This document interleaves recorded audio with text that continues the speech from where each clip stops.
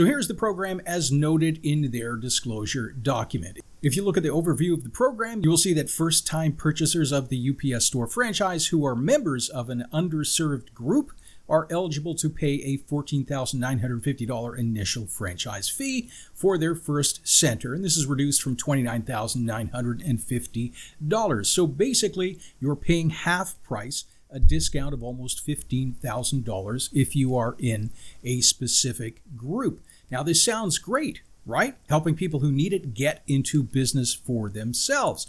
Commendable. And many franchises offer similar discounts for certain groups, and I support that 100%. But the UPS Store is a little bit different, and if we look further, we see that those who are considered underserved by the UPS Store's definition must come from the following groups: Asian, Black, Hispanic, Native American, or from the LGBTQ community. And LGBTQ further described as people who identify as lesbian, gay, bisexual, transgender, queer, questioning, and others who identify as same, similar gender, attracted, and or transgender. So most of these groups are self-explanatory, although most people don't really know the definition of Asian, what it actually means. We're going to look at that in a second, but let's first look at the orientation requirements. Queer questioning, and I was brought up actually not to use that term. It's a little difficult for me to use it, but I assume it is okay now. But as you probably guessed, it means you are on the fence about which particular team you are going to bat for. Now, if that is you, you save $15,000 on your franchise fee. Now, I'm genuinely curious as to how this franchise vets people who are questioning their situation. Now, I would assume they don't ask for proof. I expect they simply go on the word of the buyers. Now, my question is, what is stopping anyone from claiming they are still questioning their gender identity and taking the $15,000 discount? And if straights are able to just claim, oh yeah, I experimented a little bit in college, I'm still thinking about it, does that not take away from actual LGBTQ people who are the intended recipients of this program? This seems to be a big loophole to me.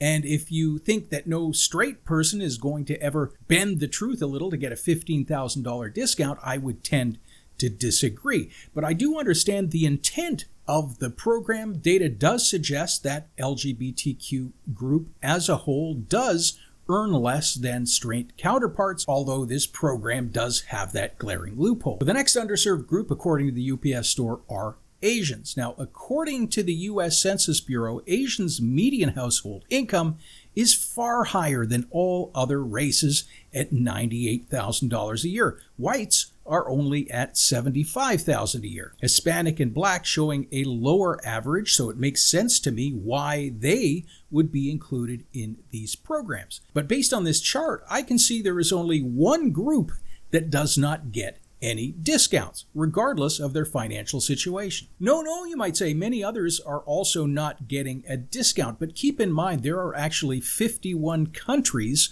that are considered Asian. It's not just Japan and China. Countries like Cambodia, India, Korea, Malaysia, Pakistan, Thailand, Vietnam, all of these are Asian countries. Now, if we pull up an ethnic chart of household income, look at how many Asian groups earn more than the average. So a millionaire or a billionaire from any one of these countries, simply by virtue of where they were born and their skin color, they get a $15,000 discount on their franchise fee.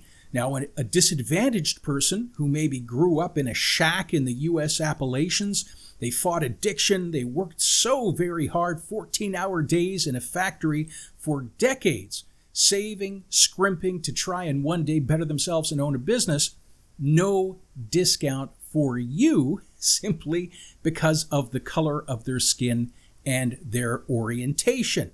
But the Burmese millionaire who walks in gets a $15,000 discount. Now, this program is entirely based on immutable characteristics that you didn't choose and you can't change. Now, I understand the desire of companies to be inclusive and to try and help groups that have historically struggled.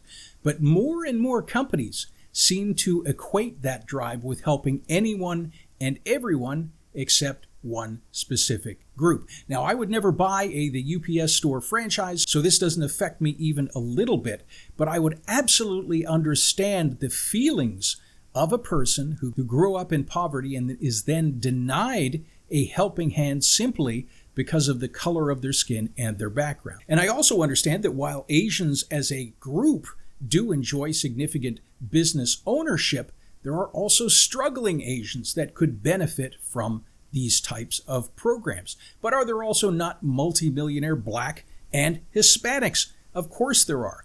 If the true intention of these programs is to help people who are struggling, is the best way really to base it on skin color and or gender preference. And I'm open to hearing arguments for or against either way. And if we're honest, in the case of many corporations, and I'm not suggesting the UPS Store franchise specifically, but many corporations simply use these programs as a selling tool to make you feel warm and fuzzy inside while they sell you a crappy franchise. And we did a video not that long ago on how veterans are being ripped off in exactly that way. I'll post the link up above. But corporations, in reality, many of them really could care less about helping the underserved. They just want to virtue signal and pad the pockets of their shareholders. And I heard a really great quote recently from Scott Galloway stating, if we really do want to base these programs on color, the color we should base it upon is green. The rich should pay more and the poor should get a hand up regardless of their orientation or skin color.